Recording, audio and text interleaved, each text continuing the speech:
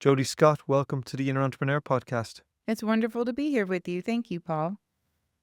It's great to be speaking to you from Colorado. As I was saying to you earlier, my first and only trip to Colorado was in September, and beautiful place to live, I imagine. It is a wonderful place. Just having the access to the outdoors is such a treat.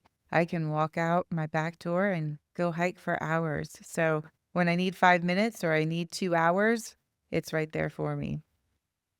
Well, thankfully, I live in a place called Wicklow in Ireland, and it's pretty much the same. I can walk out my back door, and I can be in the ocean in 5 minutes or in the mountains in 5 minutes. So it's pretty cool. But to to get this started, um, tell me, what is Green Goo? Green Goo is plant-based first aid and body care products. So I don't. Is it available in this side of the world, or is it only Not available in the yet. US? Only available Not in the yet. US, but it is coming soon. So get ready. Get ready. We will Very, bring you very, very some cool. plant-based solutions to your chemical-laden OTC products. It's coming. So tell me about the plant-based solutions, where it all started for you, and I'm interested.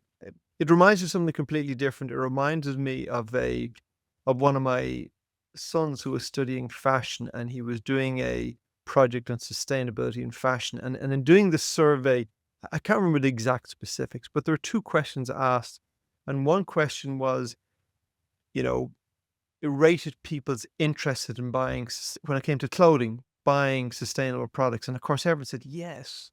And the next question was, would you pay, in other words, something to the effect, you go into a store and the shirt is $10 or $20. Are you paying $20 for the sustainable?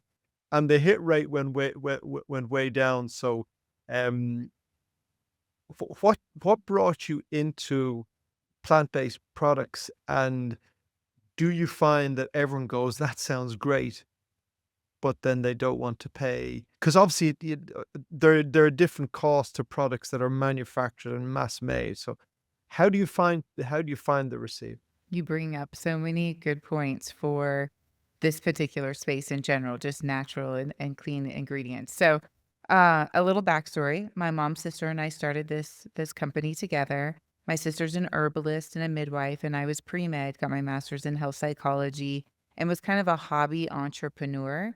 And my mom is a self-taught computer programmer, website developer. We grew up in the military. We moved around frequently, and she had to learn early on how to not reinvent her career every move. So she was an early adopter and teaching herself how to program and code. And so at this time, when my sister was going to herb school, she started sharing with me some of these formulations that she was putting together as alternatives to your traditional topical antiseptics, hydrocortisones, anti itch.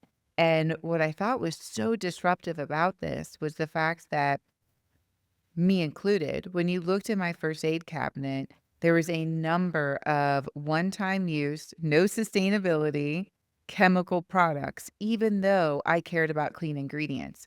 And I made those choices in different places in my life, but not when it came to first aid. And then we found that the market really mirrored that. The natural consumer was willing to abandon their natural ethos because they were told that only chemicals would get the job done. And then more interesting was that the conventional consumer did not care about the ingredients. They could be clean, they could be toxic. They just wanted something that worked better. Chronic skin conditions are at an all-time high, and the over-the-counter solution is not working. So it's used 7 to 10 days. And if symptoms persist, go see your physician, which is inconvenient and incurs additional costs to go get a prescription medication. And so that's when we huddled up and we said, can we make a solution that's first superior in efficacy and, oh, by the way, also have plant-based ingredients and sustainability, and then to lean in more to your point and also make it equitable and affordable. And what's unique to Green Goo is that we still make the ingredients ourselves. So we're not putting pre-made extracts into these products. We are bringing the plants to the manufacturing facility where we take it through an extraction process that yields high amounts of the medicinal properties, protects the integrity of the plant, And that's why you get the efficacy that you get. So these unique oils go into it. So, in the early days with our business model, we had to always be very price conscious because we needed to make sure that when someone went to the shelf, side by side, if they had to choose between the chemical laden product or Green Goo, that the price was comparable enough that it wouldn't be a part of changing that decision. Because, of course, the early adopters 10 years ago were people who were interested in plant-based first. But what I really loved was that we would get customers who had poison ivy and they had it for 6 months. They couldn't get rid of it and they've never used a natural product and they figure, well, what the heck? I'm just going to try Green Goo because it's my last ditch effort. And then they use it and within 2 days it's gone. And then they're like, okay, well, what else do you have? Because now I know that plants can actually work. Yeah, and I get that the efficacy of something is probably the biggest thing because when you have some sort of skin problem or whatever, which is obviously what it's most used for, you want rid, you want to dealt with. But I also think, I mean, maybe that's why when it comes to those sort of products, people are less concerned about it plant-based and sustainability because when you have a problem, you want it gone. Hey, I'm vegetarian and I'm very concerned about all of these things, but if I have a problem, I want it gone, you If know? you have a And wound, you need to know it's going to heal. you want it fixed. Absolutely. And if that means the doctor giving me something that I wouldn't normally consume, if something like if you've poison ivy or something, if you have something that's really troubling you or eczema or something, you're just gonna take whatever you're given. And that's what's great about Green Goo is that you can actually use something that has clean ingredients and get the job done, and then save your exposure to parabens, phthalates, petroleum, or whatever else that you may need to invite. Or, heaven forbid you have a medical emergency, your body's in a really healthy state, and a doctor loves performing surgery on a healthy patient. So it's one of those things where when we first invited healthy foods, now we can actually invite healthy OTC products and another opportunity to eliminate or avoid things that may have or do have, contraindications on our health. So take me back to the very early days. You had this idea that you would make this product. Had you any experience in doing this? Had you any idea how to go about this? Or was it just an idea and then you just have to figure the shit out? How did it go? Oh, there was so much figuring it out on the I can fly. tell by that deep sigh of breath. It's like, "Oh, please don't take me back there." Oh, so I know so much. I mean, it's fight or flight for sure. The entrepreneurial, or at least at that time, that journey. And here we are, we're making it in our kitchen in Idaho, selling it at the farmer's market, and we're growing the herbs in our backyard. We're using old front door screen doors, and we're drying the herbs on these racks. And we've got the longest line at the farmer's market. And at one point, the kitchen was so packed with production, we had to take our camping equipment and put it on the back porch under a tent and cook our food outside because we couldn't use our own kitchen. And, scaling that from a manufacturing standpoint also had its challenges. And thank goodness me and my medical background allowed me to have the chemistry knowledge to be able to create and modify these formulas so that they were scalable and would work in a manufacturing facility. And then also finding a manufacturing facility who would not compromise our process. That was very important because so much of scaling, there's just corners being cut. And for us, efficacy is first and foremost. And then you fast forward from there, the first time I got to be in front of a retailer and yeah, I asked my sister and my mom, I said, okay, you guys, here's what we're going to wear. Here's what I think we're going to do. And my sister goes, I'm the herbalist. I'm not going to that meeting. And then my mom goes, I'm the website developer. I'm not going to that meeting. I'm like, did I just draw the short straw? I was like, I don't know what I'm doing either. And of course, I went to the meeting by myself. And, and little did I know it was the second largest retailer in the world. So growing up in the military, we cared about bringing clean ingredients to our servicemen and women. And at the time, my dad had been deployed taking Green Goo with him. And we had a large following in the military because portable first aid is phenomenal when you're in your fatigues in the heat and you can pop a little tin in your pocket and you can take care of chafing and ingrown toenails and sunburns and chapped lips and, cuts, abrasions, all that jazz. And so, uh, we were just, "Let's go and see if we can get a meeting with the military," and we did. And I'm getting ready to go into the meeting, and one of the individuals in the waiting room goes, this is the second largest retailer in the world." And I said, "No, I didn't know that, and I was better not knowing that going into the meeting." And then I go into the meeting, and they're like, "Okay, we wanna move forward. Are you EDI compatible? Do you have UPCs? Can you give me a line sheet?" And so a lot of that entrepreneurial journey, I think people have an idea and then, thank goodness if that idea evolves into a business, but you haven't done this before. And so there is a lot of fight or flight, in go mode, and doing the best you can to learn. And I think the biggest gift I had during that chapter was just mentors. Every time I hit a roadblock, it was who in my community can help me workshop this or potentially give me a resource so that I can get to the next hurdle. And when you sat at that meeting and these questions were asked, and by the way, I don't even know what those things are that you asked. Did you know what they were? Did you, are we? I mean, did you leave that meeting and have to scramble to start pulling all of these things together, or were you prepared with having all whatever the certifications or documentation you needed at that stage? Oh no, I was not prepared. I left. You- Yeah. I left and was like, The the typical entrepreneur there nods. Yes, that's no problem. We can do that for you. The door slams. And you're like, 100%. oh my God, what now? I called my mom So and you left sister. that, yeah. Exactly, and I'm Yeah. like, "We got it." And I was like, "And I have a lot of notes, and I don't know what any of it means, but we'll figure it out." Yeah, yeah, yeah. But I think that's key to almost every entrepreneurial story is we'll figure it out, is the willingness to figure it out. But you obviously had the most important thing, which is a really high quality product that worked, that did what it said. So you were starting from that point. But then as a manufacturer, you have responsibility for everything.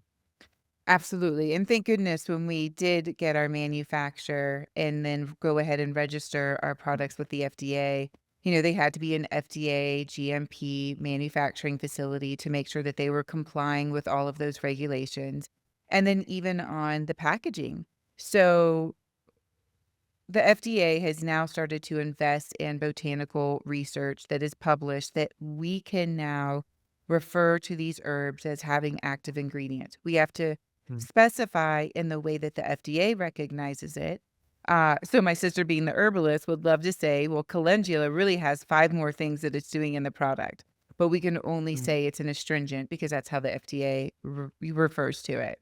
And so even just going through that process, we were one of the first plant-based products to register with the FDA. And so there was a lot of attorneys even scrambling to say, I'm not sure exactly what that means from a packaging and language standpoint. And mm, and there's my mom, yeah, the self-taught computer programmer. She led that department and the regulations and was learning every day. And at one point, she actually trained an attorney on what that process was to help other natural brands be able to do the same thing. And so what was great is as we're like cultivating all of this information, you all of a sudden become an expert before you even know it. And I think again that entrepreneurial wisdom is that problems are opportunities and you just bring that fortitude and that resilience and that curiosity to look at it from a number of different angles and, there are some benefits almost to not having, don't get me wrong, I wish I had an MBA. I would have saved a lot of time and money somewhere along the way, yeah. but coming at it from a fresh perspective has its value. So anytime you can come from that perspective, regardless of your education, it just lends more opportunities for you to navigate and innovate. Yeah, I interviewed a couple of weeks ago a gentleman named Alan Gregerman, and his expertise is creativity, but one of the challenges he's found is that the our assumption of what we already know is sometimes the biggest challenge to us that we and so and the reason that comes to mind is that if you'd walked into that meeting with an MBA, you would have gone in with assumptions of what I know and what I don't know. And I think to some degree that makes you less flexible because you might have thought, well, I just can't do all this. But when you don't know all that and you've just manufactured this product, and I imagine the military was a really big, big breakthrough for you, then you've just got to go and make it work. So when you eventually landed the military and you said they're the second biggest retailer, was that a game changer for you from a volume point of view? Volume and confidence, because what that Yeah. did is, one, we recognized that we had market value, and we also learned the system of what it meant to take it from production all the way through a fulfillment process into a major retailer. And now we had a playbook that we could go and rinse and repeat. So from that point, and I then started wearing the hat as the lead salesperson or the only salesperson. And I spent 3 weeks out of the month on the road traveling, visiting retailers and knocking on their doors and bringing this playbook of, okay, I know now how to fulfill. We would like to be on your shelves, and here's why. And we Mm. grew in less than 5 years to over 150,000 points of distribution.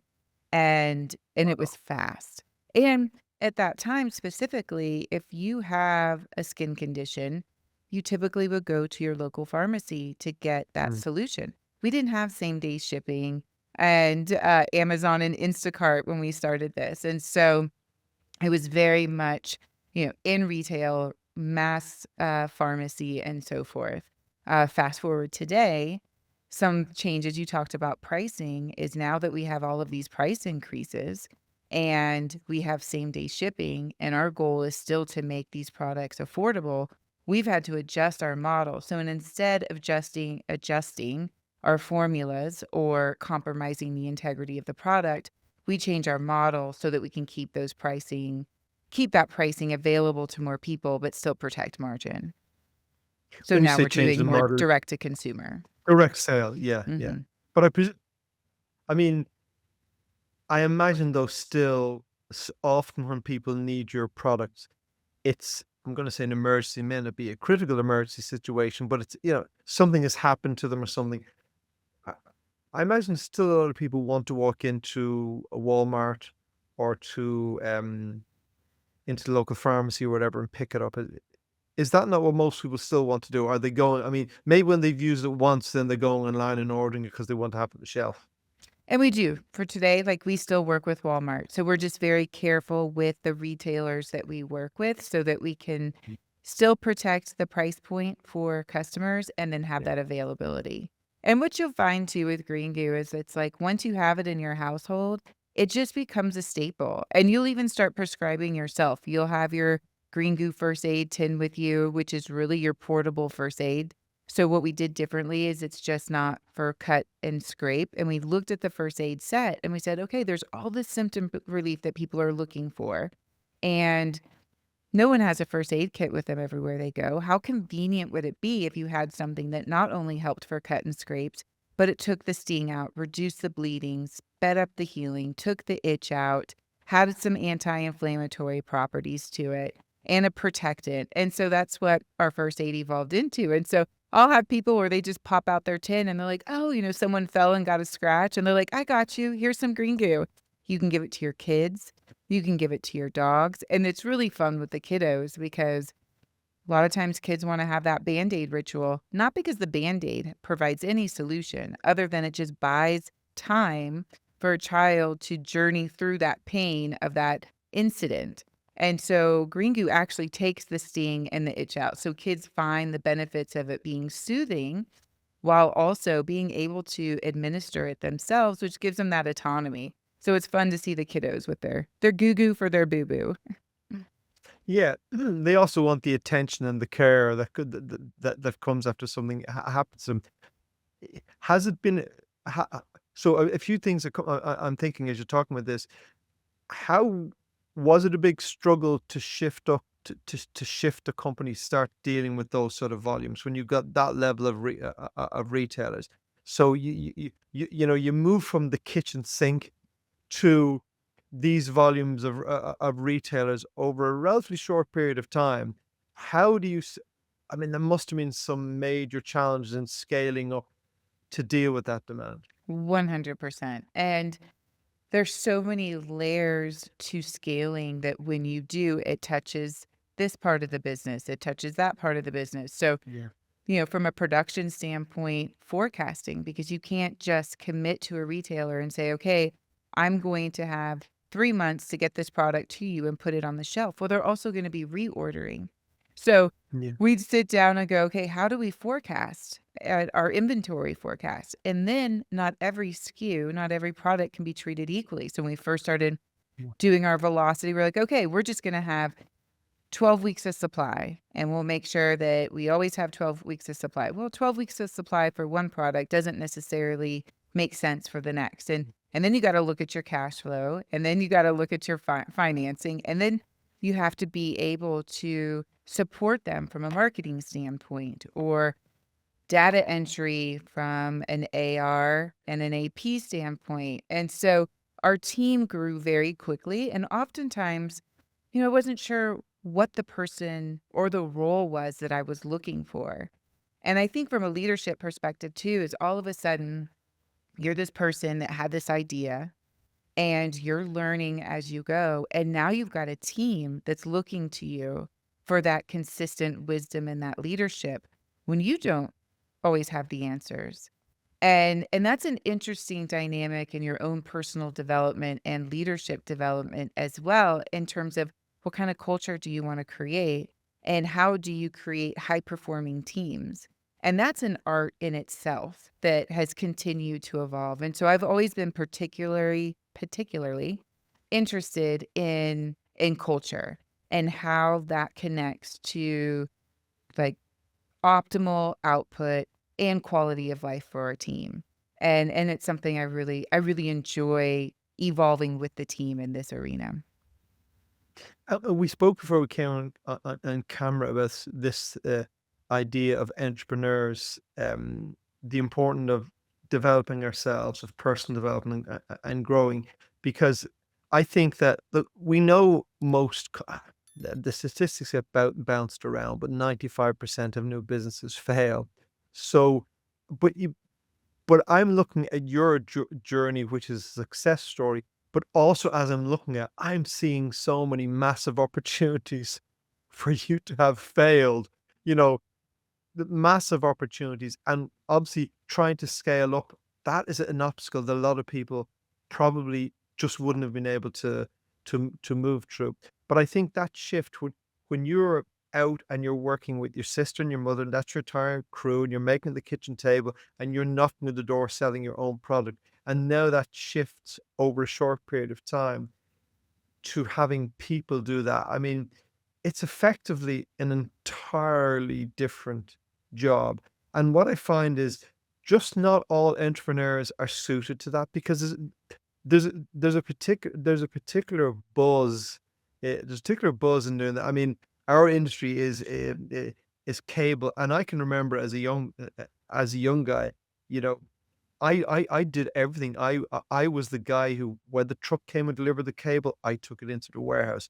If a customer ordered, I packed and cut it. I sold to the customer. I did everything. And I can remember times when I would get overwhelmed and it was just me and maybe one other person. I would sometimes just go out and spend an afternoon cleaning up the warehouse because it would just clear my head.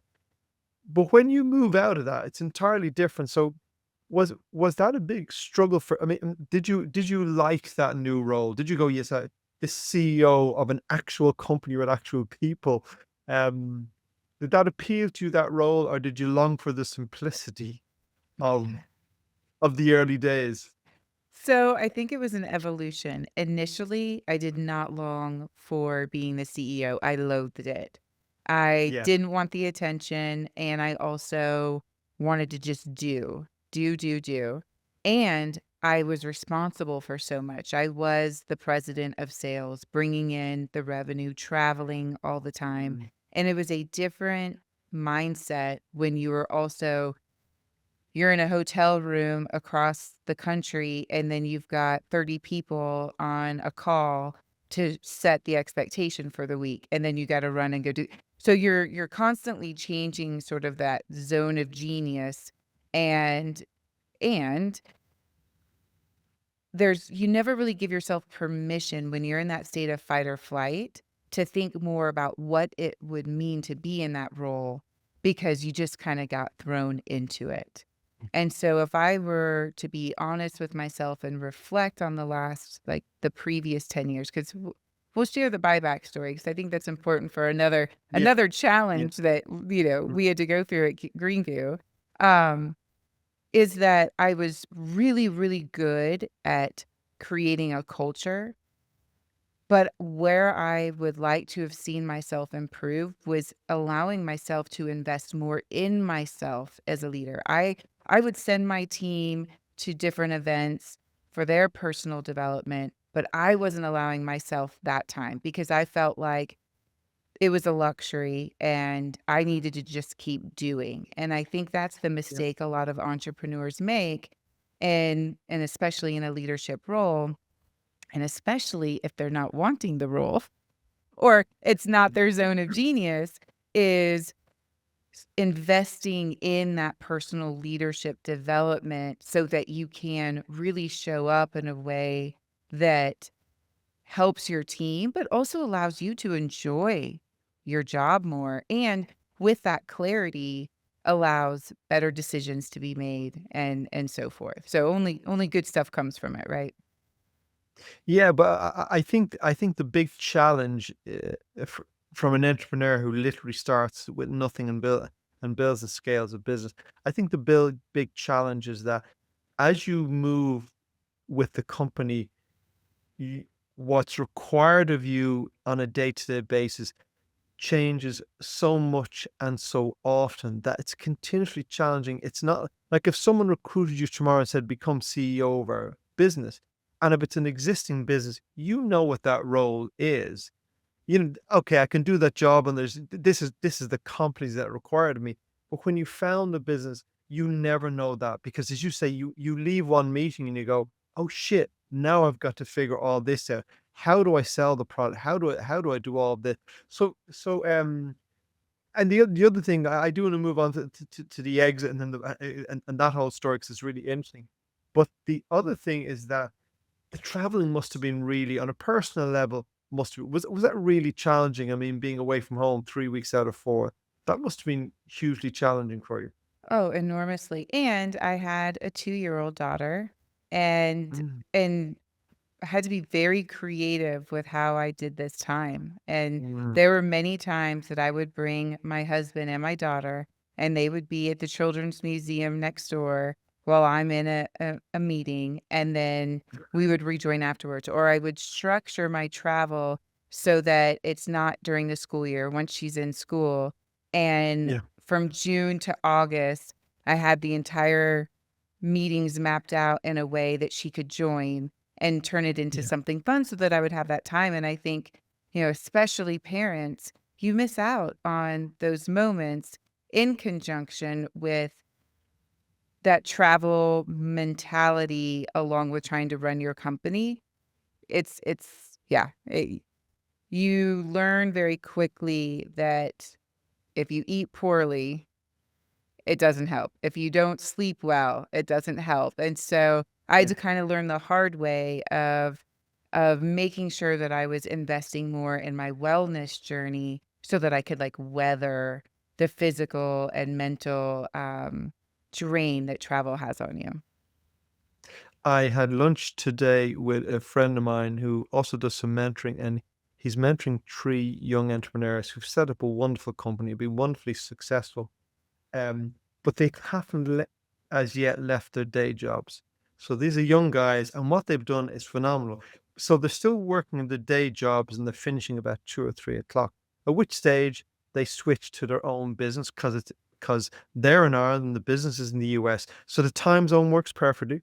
And now they're starting another day, which goes to about 1 a.m. And they're doing their own business. They're sleeping for a few hours, then going back to their day job. And the young guys, they're in their 20s, and we're just having a conversation going, they need to be made aware that this is wonderful, but entirely unsustainable. That, if you do that for long enough, you just kill yourself. And one of the things he's trying to mentor them is to understand that they now have a business that's beginning to grow and become successful, and they need to create a structure that doesn't put those demands on them, because it sounds great, but sorry, it sounds like they're really working hard, but that will end up destroying them and destroying the business. Oh my goodness. Well, I'll experience share. So when we sold the company and bought it back, I had to take a day job. So Mm. during that rebuild, and 100%, I was like, I'm not 20 anymore. And I can't go and work all day long and then work Mm. on Green Goo all night. And I said, okay, I have to give myself a very short window in order to be able to do this because it's not sustainable at all. And it's almost like running a marathon at a sprint level, Yeah. and it's next to impossible. So it really needs to be a short window. And entrepreneurs, I can just absolutely empathize because I was fortunate enough when I started Green Goo, I sold one of the little first company that I started. So it was kind of like our incubator dollars. And I got to dive right into Green Goo. Mm. But in this buyback rebuild, this is often the entrepreneur story is that they have a day job and they start working on their beautiful idea. And then you have to decide, okay, when can I take that leap of faith? And it's tough because you really need to de-risk. But at the same component, if you were giving your business all that dedication and all of the time that you could be giving it, you're going to get the output. Yes, but it is a big challenge, and the thing about it is, it's a leap of faith, and it's very easy to look back when your business is successful and you're financially secure, but when you're looking from the other side, it is a leap of faith. It's So terrifying. Terrifying. it's terrifying. It is terrifying. And So fast talk. forward, I was like, I'm not a startup anymore. I now have a mortgage. I now have a child who has sports and commitments and so yes, I so empathize. It was good for me to just have that experience and perhaps I'll be able to help more people in that season. But go ahead. Yeah, but I mean, I remember back in 2008, 9, when the recession really hit us very, very hard, and the business, slammed by hit by about 60% or more. But I remember that stage. I was married. I had 3 young sons. My wife had, a couple of years earlier, left her very good job to take care of the family, and I found myself in this very challenging situation, but it was entirely different to when I'd had challenges before, because now I'm going, "Well, this is not just about me succeeding or failing anymore. This is about an entire family." And particularly when you have young children and you walk in the door in the evening, daddy's great and daddy has everything sorted. Right? And it's really, really, really challenging. So the story of the exit and the buyback. So how did you come to a point of deciding you were going to exit or sell the business? What was it? What led to that as a starting point? So we were 98% retail at the time and then COVID happened. And all of a sudden, we had no one in the stores. And it was a difficult time from a business perspective because the whole world was in a state of uncertainty. Now, thankfully, our team, because our culture and our mission was so clearly aligned, we did a phenomenal job of shifting our business in a matter of months to direct to consumer. And we ended up not having to terminate a single employee. It was a Wow. phenomenal shift, and it was a Mm. huge beast. I mean, we were shipping boxes personally. I had my entire family, in-laws, eh, in-laws of my sister's in-laws, I mean, all of us in warehouses, shipping, employees until 3, 4 in the morning sometimes Wow. because Just to get the product off the just shelf. to get it out the door and make sure Yeah. that we were making this model work because people were desperate for their products. Whether we had sanitizer in our portfolio, people had chronic dry Yeah. hands from all the sanitizer. So we had first responders. So it was good news. There was demand, but there was also a vehicle for us to get it out the door.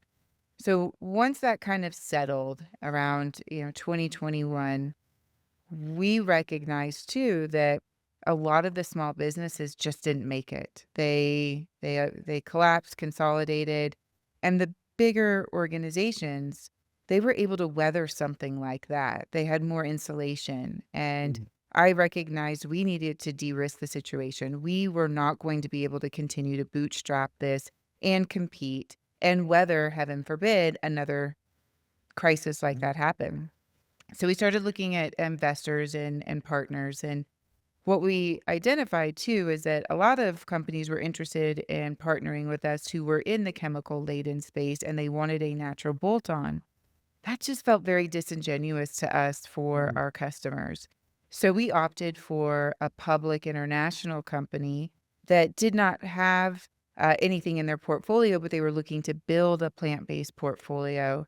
And they were well funded, had an international footprint. And at that time, Green Goo was ready to go international. We had about 8 countries who were interested in taking us on. And so it really made sense on paper. And unfortunately, one of the founders, who was the investment banker that provided the funding for the company, soon thereafter we moved forward, he was raided by the feds and had a number of financial challenges that came as a result of this. And ultimately what it did is it tarnished the reputation of the company. It severed their financial resources, and ultimately, the company was delisted. And I had less than 24 hours to terminate my entire team. And my mom, my sister, my husband, my brother in law, all of us, employee number one, best friends who had changed their career. So we had to go and help the team members find their next path. And S we had to, just to under Sorry, so you'd sold the company to these people, but they'd bought you as a unit, so you were still running and operating the company, but yes. they had they invested in the company, or had they bought the company off you entirely? So it was folded in, so we did not get any Oh, monetary, like, okay. But transaction that they happened as you a just result. became part of that, but then the Exactly. brand was going to grow, and that was yeah, yeah. Yep, exactly. And so we had no control over it either, so production stopped, and our Wow. product was being pulled off the shelf, and we're sitting there looking at each other at the dinner table one night in tears, and we're going through, what do we do next? We lost our team, we lost our company, we lost what felt like our sense of purpose. I mean, this is the thing that we've been fighting for so long. We were Yeah. about to lose our homes. And uh, ironically, like one of us started asking, like, how much green goo do you have? And we started taking inventory of each other because we knew production wasn't going on. And we personally Mm. cannot live without these products. So we were pooling our products. And then customers are calling and saying, hey, my son's a paraplegic. My mother's a diabetic. These are the only products that work for us. Like, what is happening? And at that moment, we looked at each other and we said, "We've gotta fight for this back. We can't live without it. They can't live without it. Let's not stop." But it Mhm. took us 18 months to buy the company back. And during that time, there was no production and we're unemployed and and we have no financial resources to buy the company back. Mm. So this was the time where it's probably one of the greatest gifts and yet the most challenging time, which is fight or flight was not going to serve me. I don't get to go fast right now, right? Like there's Mm. nothing to do fast. I It gotta is. fix this quick. Yeah. Yeah. Yeah, this is I have getting, to endure this. yeah, I have to endure this and I have to have clarity and I have to be able to show up when it's really hard because I need to meet with investors and bankers and mentors for to strategically find the resources and the strategy in order to do this because I'm in completely uncharted territory. Mm. And the greatest gift from that was really learning to stop and pause and find resilience in that and value in that. And I had this coach that I had hired before this had happened, and we'd only been working with each other for 4 or 5 months, and I had to tell him, Monday, 5 o'clock, I said, "I can't pay you anymore." And he's like, "No, you show up every Monday at 5 o'clock, I'll be here for you." And he did. And he had me do this mental fitness boot camp where every 3 hours my phone alarm would go off and I would have to go do a mental fitness exercise that was 15 seconds to 2 minutes and do that every day.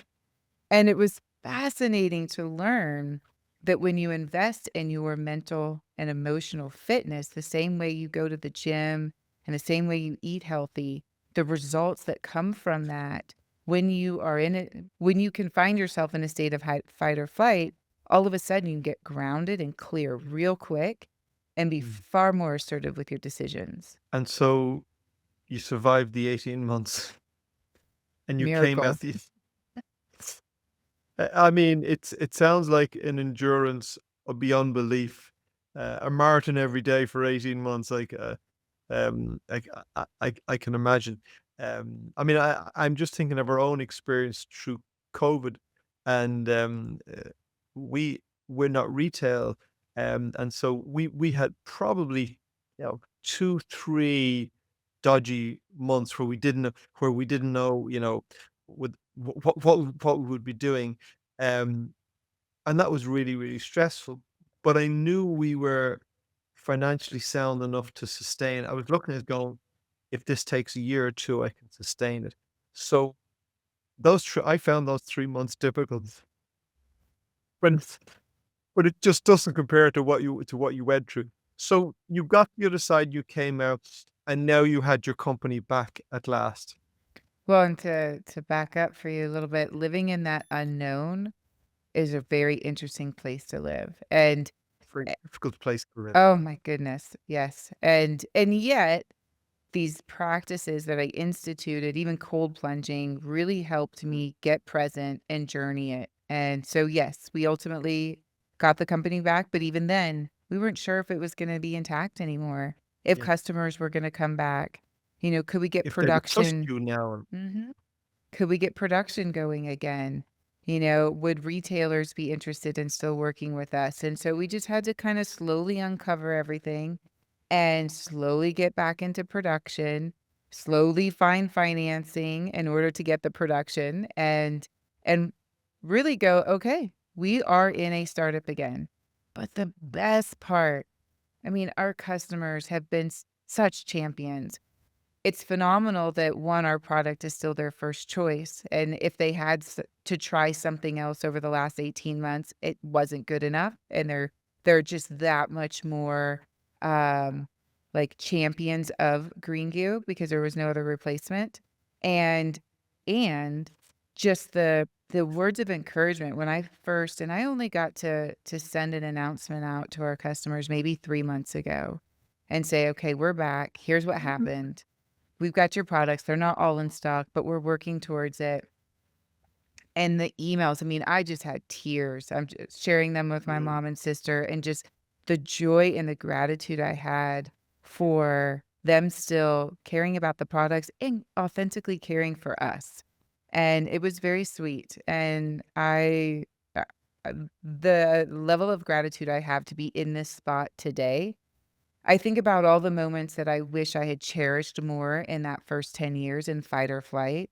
And that Mm. gift is that I really relish the moments more. I had a family pack out a couple weeks ago where my husband's parents, my parents, my sister, her husband, and myself and my husband and daughter were doing a pack out. And I just looked at them and I just savored it. Took a video Mm. and I was like, this moment is like forged in my mind and my heart. And I just have more of those moments of just sweet gratitude. I mean, such appreciation. I could have been speaking to or listening to a marketer a while ago, and they said, "How do you know your product is good. And he said, well, make a great product, give it to your customer, and then take it away from them Mhm. and see how they respond. There you go. If the an Yeah, if they respond, if it's clear that they just can't live with that without the product. He gave an example of giving a teenager an Xbox or whatever it is, and then 2 weeks later, take it back and see how they respond, and he said, "Now you know you have a winner." So I think, what I'm hearing is you guys have made an excellent product that really that people love because it works so well for them, and they more than anything want to make sure you don't take that product away away from them. Well, and I Well done. second that. I'm in the same boat. Yeah, exactly. I I look forward to be to I mean, now I'm sold on it, now I look forward to being available on this side of the planet. What's, um what's ahead of you now? I mean, what's the plans now? What do you see down the road now? We're growing, we're building it, we're building our team. We're it's a different model, and so there's a whole new learning curve in terms of new integrations and new efficiencies and protecting that price point so that the customers can still have it and it's attainable. We've done some really fun product development and brought in some new brands. So now we have this beautiful little portfolio ourselves of women's health. We have a supplement now that is for women for all phases and stages. We have a sexual wellness brand that's great, bringing in the same innovation that we did with Green Goo and a high end luxury brand. So bringing in the holistic health experience for our customers. We've been working on a gratitude app. There's some really great science to support that mindfulness and gratitude can have a positive impact on Mm. your skin and your wellness. And so it feels very much like a full circle moment, having a background in health psychology and psychoneuroimmunology and bringing this mind body relationship with our products. And we're learning more about the skin. The skin was just always like, oh, it's just the largest organ in our body. It just protects everything inside. And it's rich in neurotransmitters that are very much connected to your gut and your immune system and your mindset. And we're finding that Green Goo has far more of an impact than just cuts and scrapes. And when you use it from head to toe, it can have an incredible impact on your homeostasis, longevity. And so I'm really excited to see some of the science that's coming out as we evolve with our brand as well. And it's a really fun time. One of the hardest times because, like I said, I'm back into startup world, but I'm getting Oh, yeah, more yeah. joy out of it than I ever have. What an amazing story. I hugely admire your resilience. I'm not sure if I could have sustained it. So I've huge as an entrepreneur, I know it's like to be on your knees, but to sustain that is some achievement. So well done. And it sounds like you've created an amazing product that serves your customer so well. And you know I have the sense that it's a product that in time can go global, be and be phenomenally successful for you, because I think the world needs it and you deserve it. So well done, and thank you for coming on the podcast. Well, thank you for having me. I really appreciate it. It's been a great story and an absolute pleasure. Jodi Scott, thank you very, very much. Thank you.